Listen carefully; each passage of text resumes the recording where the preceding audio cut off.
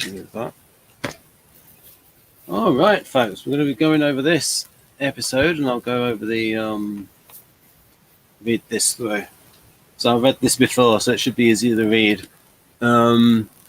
Simon's parents speak to Simon, not knowing he is Kappatoo, about the party, the hole in the front garden, and the broken vase, as well as his strange behaviour over the past couple of days. But they are relieved that he is okay and suggest he comes with them to church so they can keep an eye on him. They're also relieved that he hasn't got Tracy up the duff.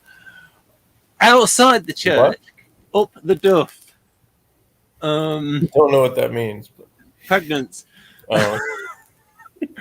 Outside the church, Kappatoo sees Tracy with Gregory, a popular boy at their school, whom she asks out on a date. Simon's teacher makes a visit to speak to Simon's parents about how well Simon has done in the computer test at school. Lucy and Tracy's sister, Sharon, after reading a book about aliens from Alpha Centauri, believe that Simon has been taken over by an alien from there, which leads to Lucy throwing a glass of water over Kappatoo, believing he will melt away as the carrot in the book she and Sharon were reading did. Yeah, I got the impression from that storyline that they were sort of like, it was they half believed it and it was half in fun. So Simon attends the trial at the court and answers Sigma 6's questions wearing the truth detector enforcer in front of the judges. Well, judge. Sigma 6 asks 3 questions to Kappatoo about cheating in the hypergrid, but because it is Simon wearing the truth detector, not Kappatoo, and by switching places in time, Kappatoo cheated and not Simon, the truth detector states that Kappatoo is telling the truth. You can see how it's hard to read with sentences composed like this. Kappatoo is acquitted and the judges depart. Outraged, Sigma 6 realizes this must not be Kappatoo and asks who it is while Simon is still wearing the truth detector. Simon replies his name and Sigma 6 departs to find out where Simon is from. After his computer cannot find anybody with that name on the planet, Sigma 6 threatens the computer that it will be history if it cannot locate him. Then Sigma 6 realizes that Simon is from the past. So, Jeff, what did you think? That moment where the computer doesn't take the truth glasses off him fast enough, that was like the first time where it seemed like for plot convenience they did something that didn't seem realistic, because it was like the judge just said he's through with the questions and he just stands there with the thing on for long enough to give him that opportunity to ask him who he is. So that seemed like awkwardly done. Well, I might make the defense that, artisans, with tactically focused, but other types might be sort of like not on the ball as much and might be thinking about other things. Though they intervened at that point to remove the thing and get going, and he just stands there and lets it happen. It's a good point that it should have been thought through and game planned. So that's why about it. So yeah. That's why Morgan said it was like computers in the future suck or whatever, because that was the moment where the first time he really needed the computer to intervene. Well, I guess there were some previous episodes where he did, but in that situation it was the most important after he had, as I said last week, what was going to be important were the questions that he asked, and the guy was stupid enough to ask the wrong questions. But then the computer wasn't smart enough to get him out of there before he had to answer an actual question that made a difference. Or the judge, at that point, the judge should have said, well, you can't ask him any more questions because the courts, and, anyway, there were it was all structured until it wasn't for plot convenience. So that was the first time it really seemed like there was something like that happened. Well, I mean, maybe he could have replied. He could have sort of mocked it and said, well, I'm Kappatoo, stupid. It's been switched off by the judge. You've had your chance. Well, yeah, that would work. But yes, for the contrivance of the plot, At least No, though it moved things. At least though it moved things forward. The arc plot, that is, and also the arc. Sorry, I'm interrupting. Please go on. No, I just said nice beanbag chair when you had the picture of him on the beanbag chair. Yeah, no, not so much. More the interruption of like I feel I've not let you fully reveal all of your thoughts on the episode. Oh no, I definitely have. I have no thoughts. So Opinions. I liked these scenes with Lucy and Sharon. Them having the sort of counter investigation, with them from the book about aliens or whatever. So that part was cute, and it has just enough sort of reasonable explanations for things, like he goes and gets the book, but so it's like, the comedy elements that they have, but it's not so overdone in terms of, where it just becomes completely farcical, Yeah. It stays with the same kind of tone to it, other than the computer occasionally going into weird campy things. But other than that, what I would say though is when you're talking about the truth in thoughts, I think Morgan commented afterward, "Oh, you should take it off," but you didn't say it at the time though. It's like, quick, take it off before. So maybe in the finer things. I mean, I didn't say anything out loud, but I did wonder that. I'm like, why is he still just standing there? I'm like, Okay, fair enough. He said that that it's done. It should have been it, but so that there wasn't really, I don't know, but maybe that's consistent with that particular part of the future place is a little bit inconsistent. Like, when they had the hypergrid battle itself, where it didn't seem to really make sense what was going on. So it seems like less well thought out than some of the other things.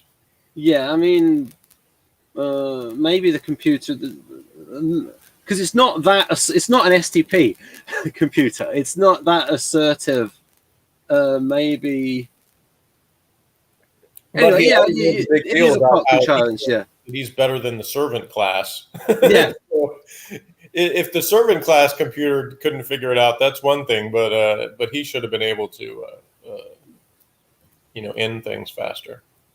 Well, it's the first time he's had a body. Maybe he's getting used to sort of acting in the world and doing stuff. Because, as Wojtek said, he's mainly sort of cloud-based without a body. But yes, he loses points for tactical intelligence. Even with the cloud, though, he still could have interfered, intervened. So that, yeah, anyway. I thought so. I thought the two girls were well directed in terms of how they were sort of doing that stuff. In terms of, it was like half of it was in fun, half of it was for real. Because it's like so fantastical. So it's like half of it is a game. Mm-hmm. That's sort of the impression that I got, and sort of that was believable for maybe a sort of like of girls of that age, where it's like half in fun. It's like they're sort of like, half of it's a joke, half of it's real, and just sort of following as things go along. Yeah, not super invested in it. It's more of a game, but Yeah. And of course, although it's contrived, it does move the art plot along with the Simon and Sigma 6 confrontation. I like some of the use of the zooms in the episode. Also, a note about when he mentions the sixth form. What that is age 16 to 18 in England, the sixth form. And so maybe they learned machine code from age 16 to 18 for those that were able to select computer studies at that level. So, for example, I didn't do computer studies. I did computer studies at GCSE, but I didn't do it at A level because I was ill during my exams and I missed the exam because I had a seizure. And so then I wasn't able to do computer studies A level. Right.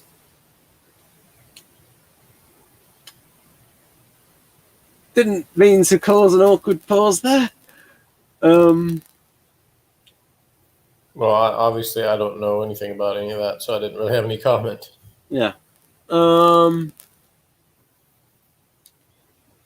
So, what do you think of the aspect of moving the sort of the arc plots along? In the sense of Lucy and her friend now have strong suspicions that Simon is not Simon, and Kappatoo, and Sigma 6, knowing that Kappatoo is this Simon Kashmir person. In terms of, like I said, the way that they went about that particular part of it was awkward. But I mean, yeah, the realization period adds more, suspense. right. So tension. So the improvement would be that if we were rewriting it, that we got to get Sigma 6 to ask that fourth question quicker. Yeah, or have it can get in there somehow, in a different way. Like, since it was over, but he was too cocky about it. Maybe he said something that revealed himself or something like that. It wouldn't necessarily have to even be with the truth forced glasses still on. It could even be after that. But something that clued him in. Or maybe we could have the computer. The two computers sat further away, maybe in a sort of gallery. And as he's asking the questions, he's got to sort of walk over there to get to him, to take the glasses off, the truth enforcer off. Maybe something like that. Yeah. Right. So there are certain little fixes that could be done.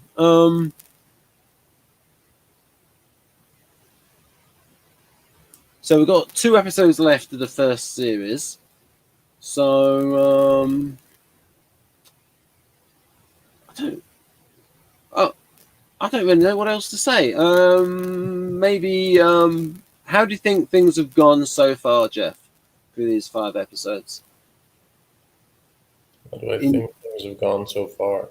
In terms of whether you like them or like how you think things are developing. Well, yeah, I thought I pretty much have said, as we've gone along with each episode, that I've liked them. So right.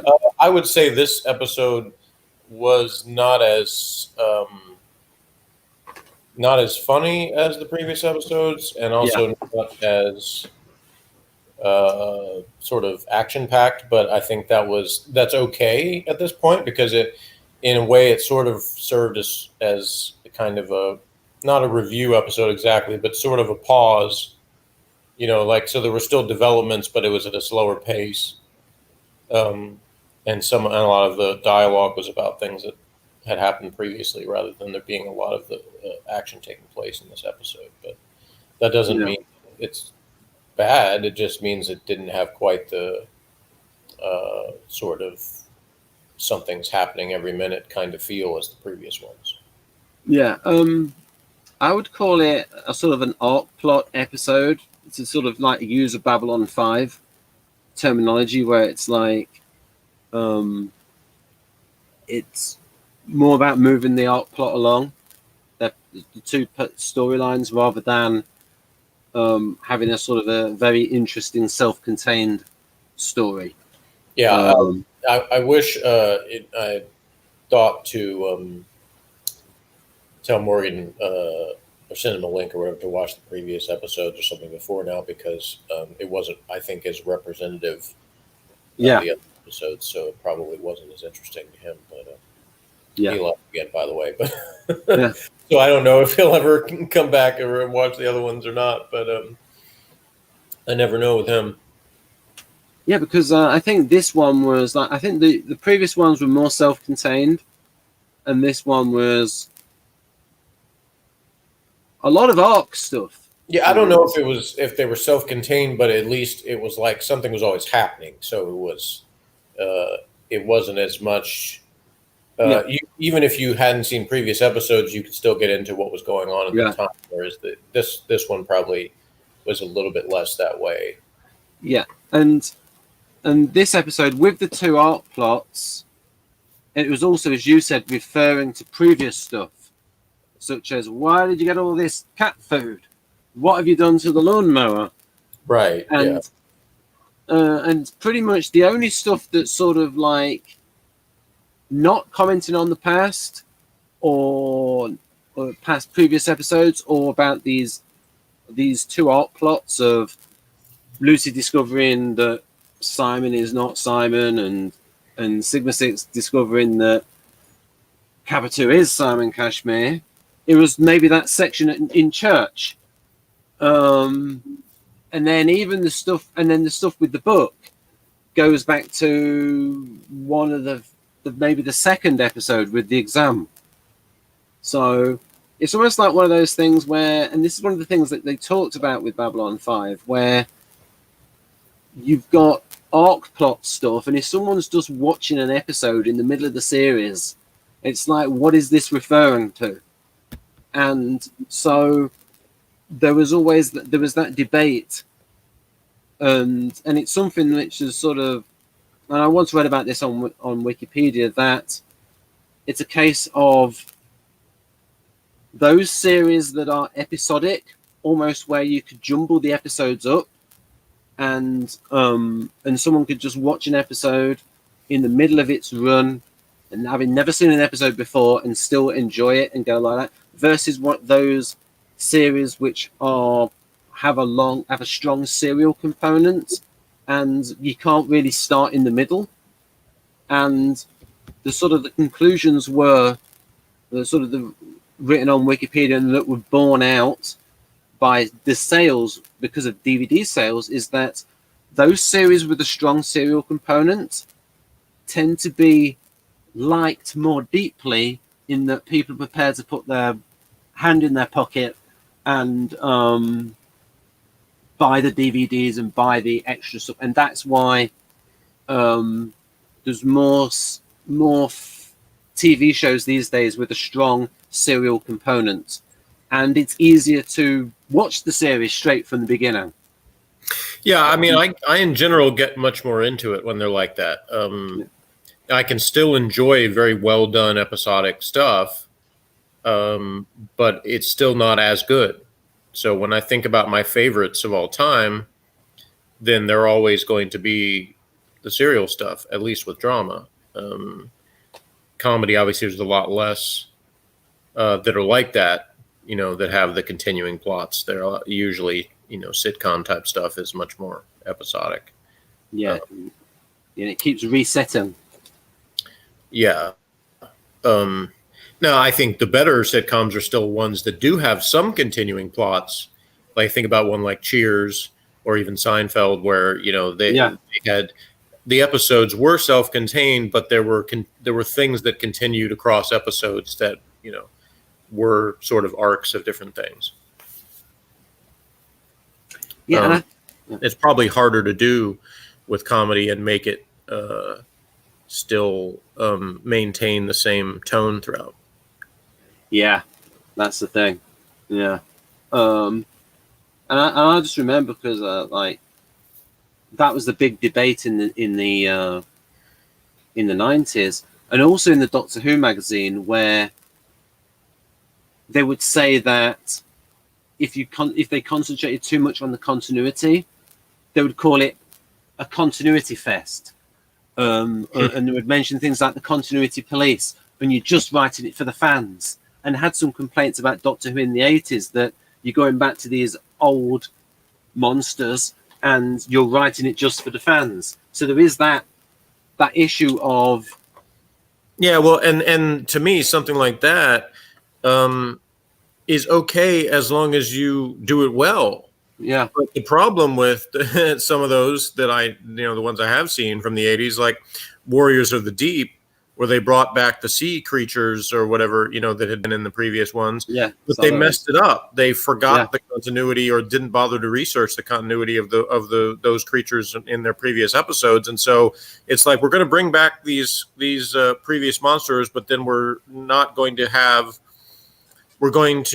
have no knowledge of what they were previously and just sort of start from scratch. And like, that's the worst of both. Like, if you're going to, you either come up with the new monsters, or if you're going to use the old ones, you better know their previous history and get it right. Yeah. The way television, the way the media, I'll use a clumsy phrase, the way things were at the time, in terms of the continuity, in that, I mean, in order for people to know what had happened in previous episodes, they had to have seen them, because there wasn't that. I think they were just starting to release stuff on video cassette. Yeah. And also, doing the Target novelizations. I know that Ian Martin did quite a few of the novelizations, and Terrence Dicks. And so, maybe the fans that had the Doctor Who magazine and would refer to previous stories. Whereas now, it's much easier for people to get those previous episodes and really get into it. And even the writers were not aware. And Eric Sayward he did not know at all about Robert Holmes. And he said that he went back and he watched, but like, for him to watch, he had to go like a special room. I assume he had to go a special, because it wasn't on VHS, like to watch the actual videotape that they used for the actual recordings. And he said, all the good stories are written by Robert Holmes. And eventually he persuaded John Nathan Turner to bring back Robert Holmes as a writer. And so it just shows that, like, people could, in that particular era, it's very easy for people to get disconnected from the past. And yeah, and they may have thought, well, the audience has moved on. Yeah, either it's a new audience, or the old audience isn't going to remember the details. And they weren't thinking in terms of a time where it would be easy to look back and watch the old ones and know. So yeah, I mean, I can understand that, but at the same time, there are still shows that were made in that era where they were more aware of the history. Like we talked about Star Trek before. And one thing you can say, regardless of what other criticisms about Gene Roddenberry there are, he was very aware of his show's own history. And in the early days of The Next Generation, and also in the movies, he did everything he could to make sure that they didn't mess with that as much as a lot of other things have in terms of forgetting some of those things. But there's a little difference there, though, Jeff, that Star Trek was shown a lot in syndication. The Doctor Who's, they weren't shown a lot in syndication in Britain. It's like they'd be shown once. Mm-hmm. Especially the black and white ones. And then some of them, like a lot of them at the time, were not available because they were wiped. And yes, the Silurians was a colour one, but because I've got the Doctor Who handbooks, it actually has the dates in when they were re-aired, and they were not re-shown a lot. So, whereas with the Star Treks, it being played in syndication. It just seems a really blatant thing to me that stuck out when I saw Warriors of the Deep. That at the end of the story that they called Doctor Who and the Silurians, the Doctor basically says he got the period wrong and they weren't even from the Silurian period. So they kind of messed up at the time, even still calling it that. But then secondly, when they bring them back and you have the monsters calling themselves Silurians for no reason, and they could have even gotten around that if they'd had one mention of like them somehow getting that name from the Doctor, like he called them that because he did on the original. So if they had said something about that, they just used the name that he had called them, then that would be one thing, but they didn't have that in there. So it's like even just one nod to, we actually thought about this, right? Rather than it just coming off like somebody just saw a name and said, we're going to use this name. And then we have some drawings of the old characters. So we're going to bring this thing back, and appear to have no knowledge of anything of what they did previously. So. Yeah. Yeah, I mean, That's the difference. But anyway, that's obviously getting way off track of this show. But uh, this actually probably is the first series that I can think of that is, I would say, primarily comedy and yet still an effective serial presentation. Because, like I said, it's harder to do with comedy, and even the comedies I can think of that had some elements of that, like Cheers and Seinfeld, they still didn't have the kind of constant sort of storyline going like this did, where it goes one right into the other with the same stories going on, where we're having the episode is the next day and we're talking about the ramifications of what happened the night before and all that kind of that. So I think it's unique to me in that sense that I can't think of another show that I watched that has that same kind of element to it. What it might be is because it's based on a book, and also because it's only 7 episodes, that it's almost like a miniseries in American terms. And I can think of a few other miniseries like that. It's just none of them were, some of them had comedic elements, but they weren't played for comedy. They were played as sort of action adventure type things that may have had some comedic elements. Like I mentioned Pirates of Dark Water, I think, on a previous review, because that was an animated one. I think I mentioned it because of they had the made up swear words that they could get away with because they weren't real words. But it was like that too. It started as a 5-part miniseries, and then once it was picked up for a regular series, it also had a continuing story, but it was a little bit more self-contained, but it had a constant theme, because the idea was they're trying to get these treasures. And so each episode they would get another one of the treasures with the idea they're eventually going to get all 13. Right. But so in that sense, it was similar to the Doctor Who Key to Time series. Or Keys of Mariners. If you looked at the Key to Time, I think Key to Time is a better example because it was over the course of an entire season. Yeah. But each story within that was self-contained, and that you didn't have to know anything. Right. For instance, if you watched the Androids of Terra, you didn't have to have seen the pirate planet.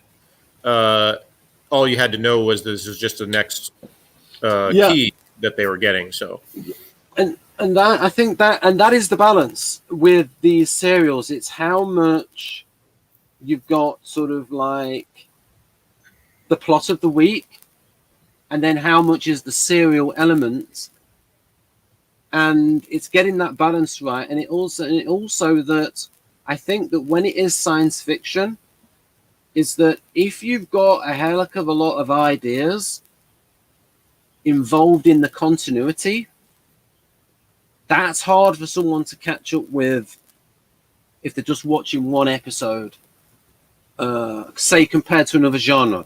Because I think with a soap, someone can sort of come in and watch an episode without having seen it before, and they wouldn't be as lost, I believe, as if they would be in a heavy science fiction serial. Yeah, especially like what I talked about last week with the fact that they have so many flashbacks. At least the daytime American ones do. I can't speak for swear because I don't know, but we passed by the picture of the part where after Tracy is making the date with the guy on the motorcycle, then he turns to. I thought that was a good scene to Belinda, like, oh, he's just going to use her as the backup, and then she says, oh, actually, I'm already going out with Steve. So I liked that sort of comeuppance that he gets in that part. And the other thing I was going to say is that you had asked me, how things had gone so far or whatever sort of overall of the series. And that's the thing that sort of made me think, as there hasn't been, even though I pointed out that one moment where I thought it was a little unrealistic in terms of how he revealed himself with the glasses on, that was noticeable because it was not typical. Right. Like, so overall, I think they've done a really good job of having things in the universe that they've created be consistent in terms of the tone has been the same, and the times where something moves the plot along, it makes sense for it to do it, and it doesn't seem contrived. And the limitations they've placed on things like the wristband and stuff like that, there's been enough elements where they don't necessarily have to explain everything, but there's enough explanation for it to be believable. because, you know, in real life, characters don't explain everything 100% all the time either. So the fact that there's some things you still don't know exactly about, that's perfectly fine. It doesn't have to, because the pace has stayed quick, and so you know, like I said, there's always something happening. So, so yeah, there really is consistently entertaining over the course of the episodes I've seen so far. There hasn't been something where, even in this episode, like I said, it was a little bit slower pace, but it didn't seem like it dragged. Like when it was over, it still seemed like it was over quickly. Like it didn't seem like there was some long stretch of me thinking, you know, this should be over by now. I didn't have that feeling. So I also get the experience. I also get the feeling that this is written by an experienced writer, because it could have been mishandled a lot of ways. Like, say if a writer had the similar idea, it could have been like, I can see the experience, although part of that is colored by the fact that I know that the writer was writing 10 years before. But, you know, you get the experience with the craft with it. But do you get that sort of feeling, Jeff, that, oh, this writer knows what he's doing? Yeah. And I was going to tell you, because I thought it was funny, because Morgan was saying something about how we dissed Blake 7 and hurt your feelings or whatever, and so I said, yeah, Ben's much I think is pleasantly surprised with how much I've enjoyed this show. So I said, but you know, like I said, I'm just honest about whether something's entertaining or not. And this, and to me, the number one difference I would say, and obviously, you know, Blake 7 was not trying to be like, you know, the same type of show, comedic show, but the biggest thing is, with the show that's done that way and has longer episodes, you have to do so much more work to maintain the tone and maintain the interest and suspense. And in this, it's the length is correct, and just the presentation is, it's like, I don't know, you know, how much they cut from the original script. You know, I don't know how much was edited or whatever, but I can say that whatever they had to do to make it well paced, it doesn't seem like that it's rushed. So it seems, well, you know, fast paced, but not rushed, where they still had a time to get out the ideas they were trying to get out, but not have long stretches of, man, this is really boring. So that, you know, that's the thing, is it doesn't have the heavy handed feel. It feels like, you know, because it's more lighthearted, that we don't need to have, you know, super long explanations for things, or make everything into some sort of I don't know other phrase to use besides heavy-handed, but it's just you know, we're going to have some fun, go along for the ride if you want to, you know. And so I enjoy that kind of presentation. And obviously there are things that do that aren't funny or aren't interesting, so I'm still not going to like it. But this does it in a way where I don't have to necessarily get the cultural references, or, you know, to me, that's a sign of the quality of it, because it's one thing if I were to watch this and be like, well, you know, it's set in a environment that I understand well, so that's why I'm into it. But this is not, other than just being, you know, obviously just relating to human beings and teenagers, and, you know, just kind of regular everyday kind of foibles. But obviously the location and the culture is different, and the slang and things like that, even the stuff that's in the so-called present at the time.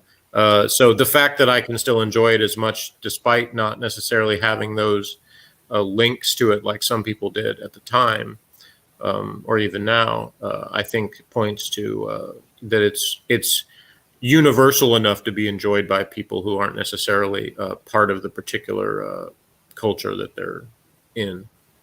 And even like doing those impressions, even when Andrew O'Connor's character, the computers, when he's doing those voices, a lot of the children at the time may not have, like, I think he might have been doing Sir Humphrey, like even that bit there, like he's doing Les Dawson there, like playing a woman, pushing up one side of her bust and the other side of her bust, and like, so I get these references. I had no clue as to what that was supposed to be. So, but that's what I'm saying, is I cannot have any idea what he's doing there, but it doesn't detract from still enjoying the show.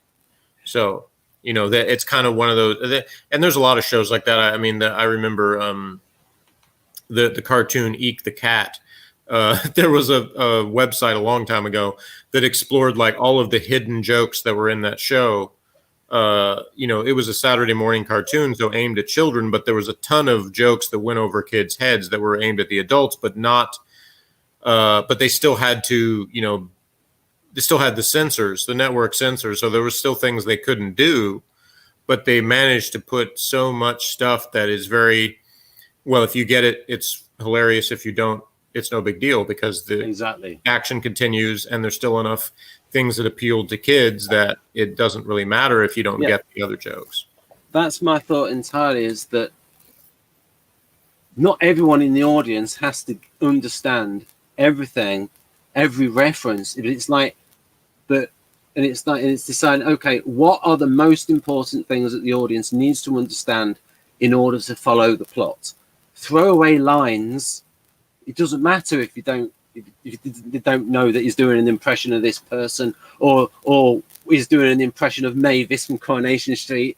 It doesn't matter. Or even if there's a throwaway line to an MBTI type, it doesn't matter, as long as they understand the important things for being able to enjoy the plot and not being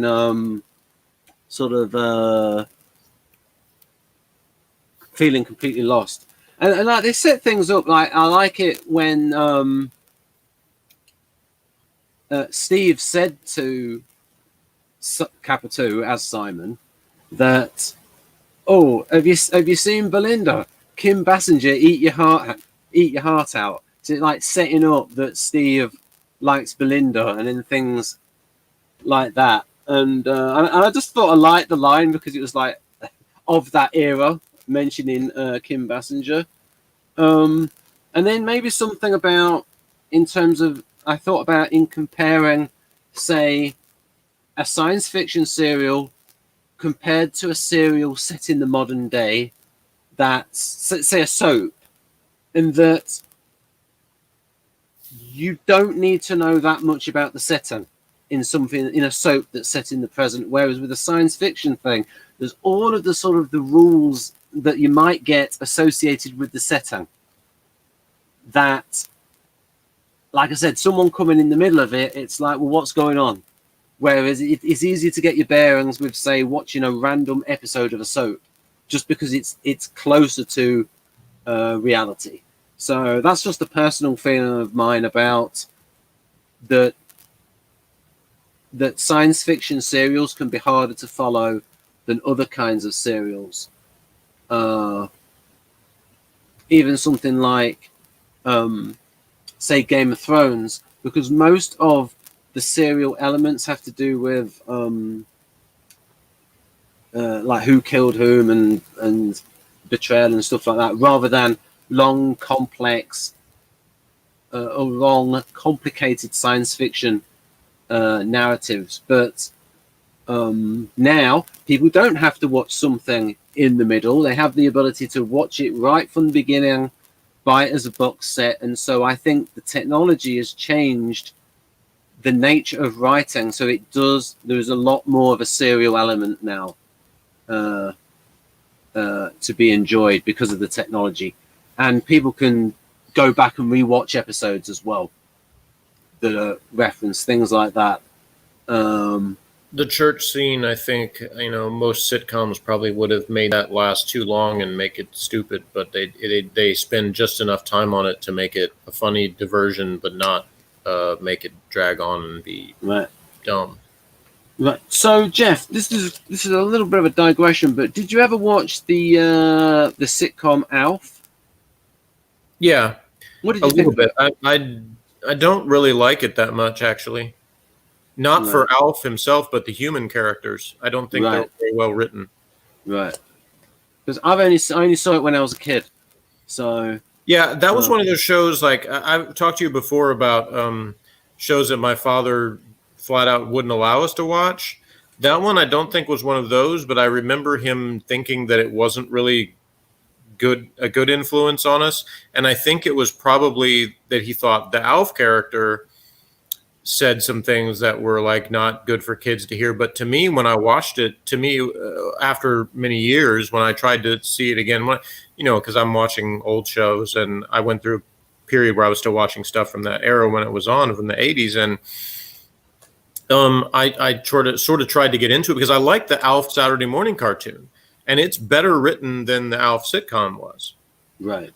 In fact, they did two different ones because it was popular enough. They did the regular Alf animated series, and then they did Alf Tales, where he did various fairy tales with the change to be the characters from the Alf animated series. And it's consistently better written than the sitcom was. And it's mainly because of the characters. The human characters just weren't, they were a combination of either uninteresting or kind of obnoxious in ways that weren't that funny. Which was, that in itself was a trend of that era, because you had shows like Married with Children and Roseanne and shows that where they tried to do this like, oh, it's this working class family that always says like crass one-liners about each other all the time. And it's not that can never be funny, but when it's just all you have, then it loses comedic value really fast to me. Like, to me, that doesn't, it's one thing when it's like a YouTube video of best one-liners of Al Bundy and things like that, you know, those can be funny because it's just sort of a succession of the same thing. But when your entire, you know, show is based on that and it's just that nonstop, then I get tired of that real quick. Yeah. I think you can get that with American sitcoms where it's like, not the best ones, but the average ones. Like the British criticism would be that they're all about the one-liners and they compromise the characterization. Well, I don't have examples off the top of my head, but I would imagine there's probably some British sitcoms that would have the same problem. But yeah, but that might be considering some of the American sitcoms were based on British sitcoms. So. Yeah, quite a lot of them. I think what they would say about the bad British sitcoms is like basically either they're not funny, but generally even the not so good American sitcoms were still funny in that they had good one-liners. It's just that they were uninteresting or contrived, and it was like, oh, and a lot of the characters are like one-liner machines. Yeah, I'm not. There are two major problems. Is I'm not into insult comedy as being the only basis.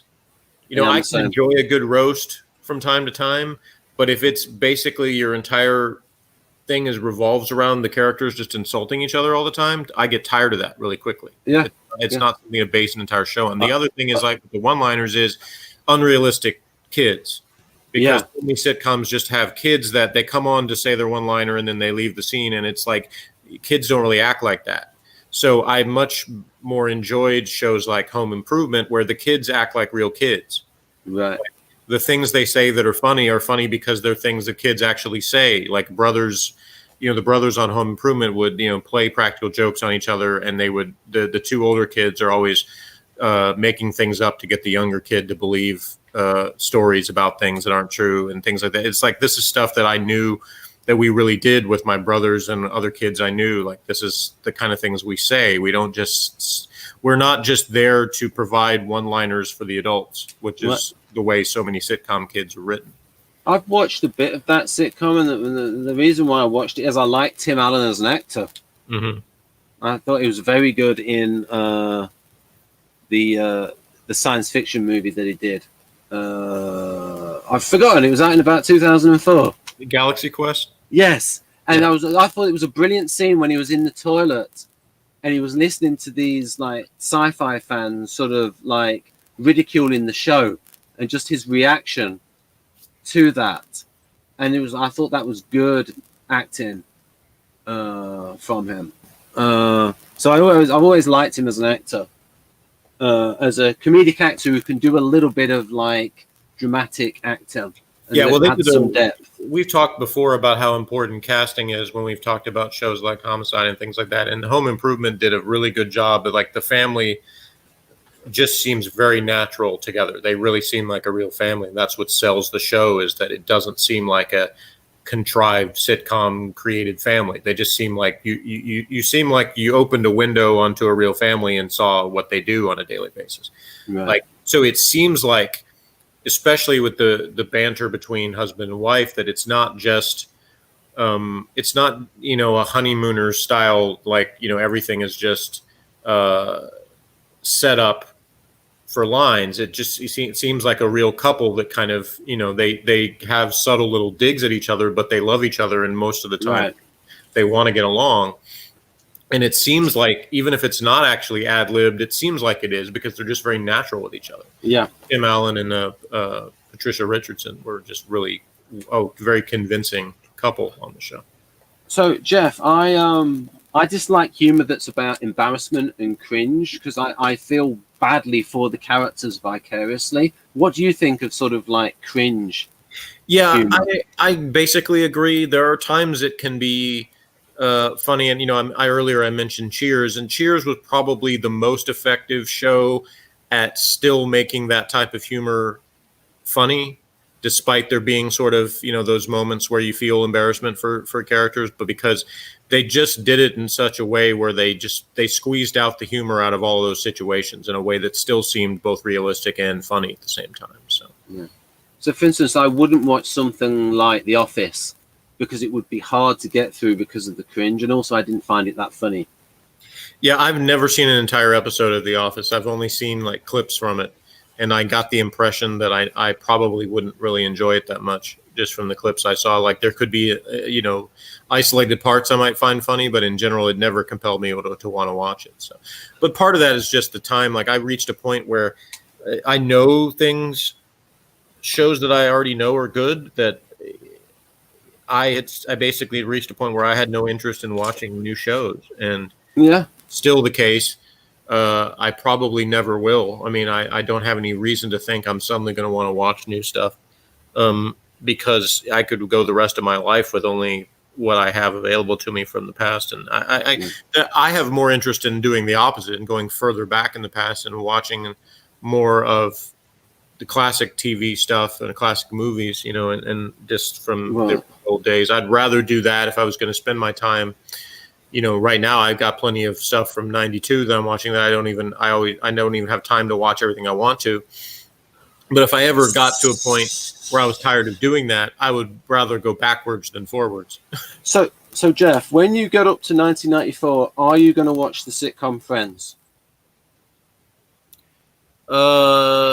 Probably not, but I don't know. I watched the first season of Friends, and I enjoyed some of it, mainly because it's got good actors, but I never thought it was very well written. So it's really not, compelling enough. But I don't know if I'm going to go beyond that point anyway. In terms of, that was about when, in general, I think a lot of the things that I'm consuming started to go downhill. So that's why I say I'm probably I'll reach a point where I'm tired of doing that, and I'll probably go watch older stuff.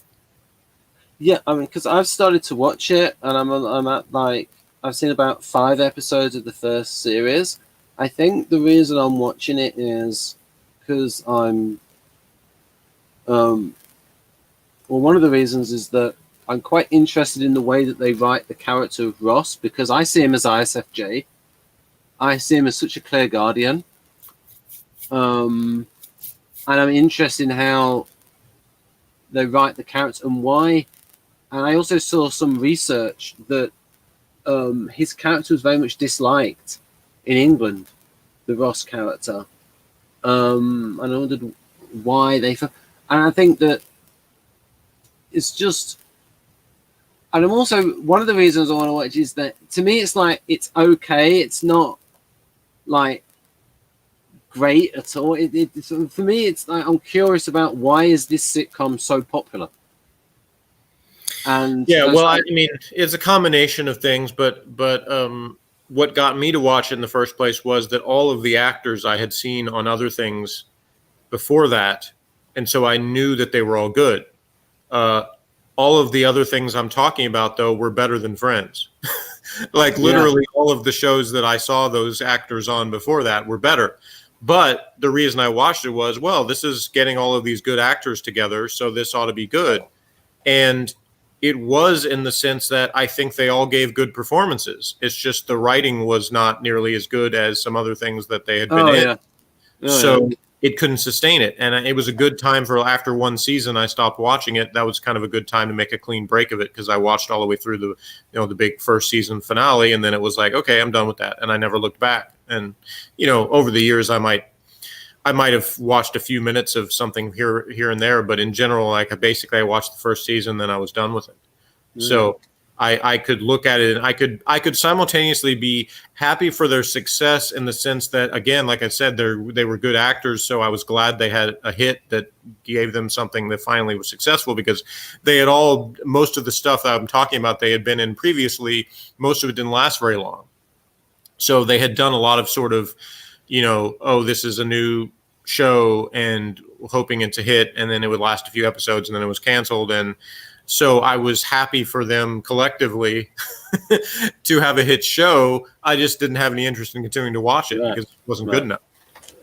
So I felt that in the 1990s, American sitcoms were better than British sitcoms.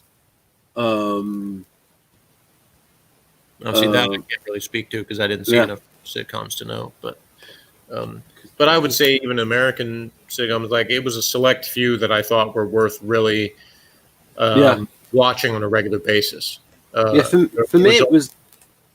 Go on. I mean, there were only a few shows that I really felt like, oh no, if I missed it, like that because obviously not everything was on demand. So if I didn't watch it and I didn't record it, then it would be at least several months before I get a chance to see it again. So really the only shows I felt that way about were like The Simpsons and Seinfeld. Right. Off the top of my head, those are the only ones I can think of that were still on in the mid 90s. Obviously early 90s there was the ending of shows like Cheers and Growing Pains and shows like that. It started in the 80s. But so Jeff, how did you relate to the character of George Costanza? Because I really related to the character, probably because of like the Six thing. Hardly. And when you typed him as INTJ, and I thought, bloody hell, Jeff's right. It is INTJ. Yeah, well, Seinfeld, to me, because it's a well-written show and the characters are well-written, you can see pretty clear personality dynamics. The only one I really struggled with was Elaine, because she comes off as an SP, but it was hard for me to pin down which type of SP, because she sort of has elements of each of them. So I think she's probably the least consistently written character, but I think that may go back to that whole thing about men trying to write for female characters. Good at it. So Elaine is probably less consistent over the course of the show than the other characters, but to me the other ones were pretty obvious. I mean, Jerry is sort of a ISTJ stereotype. Like, he took his real personality and sort of guardianed it up, and then George is the INTJ, so he's sort of they're very similar, but where they split is on the SN divide, because Jerry's always focused on the concrete details of everything, and George is focused on the philosophical side, and he's always talking about the whys of why everything happens. And it's every time he introduces an idea, it's like Jerry is thinking about it for the first time. And then once he does that, he can comment on it, but it's sort of like, oh, I never really thought of that way. George is always the one that sort of introduces the paranoia aspects to him. And then it kind of goes to the guardian sense of always finding a reason to complain about stuff. And so he takes George's things he points out, and then he's frustrated by them. So there's a lot of episodes where, George will point out something that Jerry didn't notice before because he hadn't really thought about the concept. And then it'll bother Jerry in the concrete world, because then he starts noticing the thing over and over again and gets neurotic about it the way George is. So he pulls him into his world. So, and then Kramer is very much as we've talked about before, the NE stream guy. So probably ENTP, although sometimes that seems more like an ENFP depending on what the plot is. But he's very guided by just whatever idea pops into his head that he's going to pursue for no real reason or conclusion. So when I watched Seinfeld, because I watched it late, like about 99. And then I watched a lot of them around 99, 2000. I really related to the George Costanza character. I think it was the time, it's all of the Enneagram 6 stuff, all of the insecurities stuff. And I wondered if you related to that, because when we've done Enneagram stuff with you, you've got a strong 6. No, I very, very little. The only thing I relate to at all with George is just I I would say, just in a very general sense, his feeling like his natural instincts always lead him in bad directions. So that Right. he's actually more successful when he does the opposite of his instinct. Yeah. So I can relate to that one aspect, but in general, no, because I don't spend time contemplating all of those things. Right. I'm not constantly thinking about what are people thinking about me and because he's so consumed with how people are judging him and exactly what conclusions they're drawing based on everything he does. And I mean, the last time I felt like that at all was high school. And I think everybody's like that in high school to some extent. It just teenagers are like, where they think everybody's thinking about them when in reality, the other teenagers are thinking the same thing about themselves. So, but yeah, the only character that I, ever related to at all of the main characters was Elaine, and only in some circumstances. It depended on what she was doing. But so the episodes that she's the best in are probably the ones that I relate to her the most. So like the one about the English patient is my favorite Elaine episode, and that's the one I'm most related to of her. So I think you once said that you wouldn't like them as friends in real life. Oh, no, I wouldn't want to be anywhere near any of them. They're all terrible, but that's why they're so effective, because they're the most obnoxious, least likable characters that are still interesting to watch of all time. Like, I can't think of any show that had characters that I would less like to be around, but are still fun to watch. Right. So I think it's the most effective that particular combination has ever been done, in my opinion. Yeah, and I think that George was a lot better written when Larry David was writing for him, and after Larry David left, it just made George too stupid. Yeah, and that's because so much of his personality comes from Larry David himself. Yeah. He put a lot of himself into that, and of course, Jerry put a lot of himself into Jerry. But he basically, but yeah, the dynamic. I mean, the whole dynamic between Jerry and George comes from conversations between Larry and Jerry. Yeah. There are a lot of their conversations they directly just put into the show. That was the foundation for it. So, and if you see the first few episodes, Jason Alexander's doing an impression of Woody Allen. And I think in the pilot, he's doing an impression, like the actual performance. It's like he's playing Woody Allen, a Woody Allen character. Yeah. I would say probably that's pretty common. That a lot of people, they have to sort of reach for what is this character, and they'll go to the kind of people that were biggest influences on them. So he was obviously a Woody Allen fan, devotee. So yeah, and it also took a few seasons for Elaine to for the way the Julia Louis-Dreyfus to she changed the way she played her character. Like, it was almost like it took her a few seasons, maybe for her and the writers, to get her character. Whereas in the first couple of seasons, maybe she was just the chick. Yeah, like I said, it's just I think they didn't know as well how to write for her character. And there's not many good. Less consistent. Do you think that with Friends that it's more popular amongst women than men? Probably. I mean, I haven't seen any official statistics on that, but I would say overall, probably that's true. Yeah. And do you think it was because, part of it is they had 3 lead female characters, and by the standards of other female characters, how do you sort of rate their characters compared to other sitcoms? I don't know. I mean, I would say that probably the reason it was more popular with women is they probably explored subjects that hadn't been made from a more female perspective at that level before, and that was why so there were members of the audience, they felt like they were represented more in those characters than previous. Because I think one of the co-creators, Marta Kaufman, and so you've got a female there. Right, that perspective.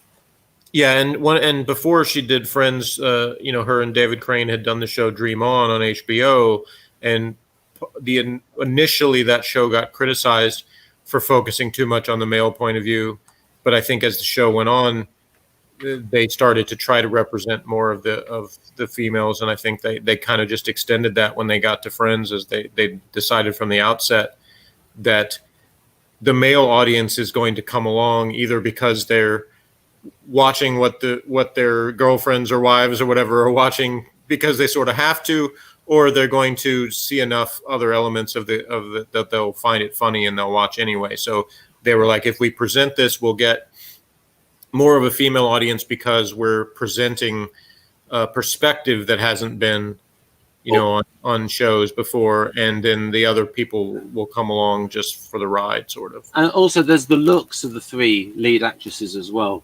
Well, yeah, obviously I think every show they tried to make people physically appealing, which is why you have the problem in those days was the representation of people who didn't look like Hollywood actors and actresses. Yeah. Those are the ones that are truly underrepresented for many, many years. Was, you still had even the more realistic, teen-based dramas would still have the character who freaks out because they get one zit, and you didn't have, my pick for the most realistic teen drama of all time, My So-Called Life, still didn't have as much of a realistic presentation of how teens looked. They had the teen angst well represented, and the dialogue was the most realistic that I'd ever heard. But there were still some discrepancies between the looks of the characters and a real high school. Yeah, well. Right then. So I give this episode about 8 out of 10 for moving things along. I will give it a 7. Quite good, not quite up to par with some of the previous ones, but still entertaining, and nothing stood out as being bad. Just that one little awkward moment in this scene that we just passed on the pictures. So, yeah. So then I'll end the broadcast. Bye-bye. Bye-bye, folks.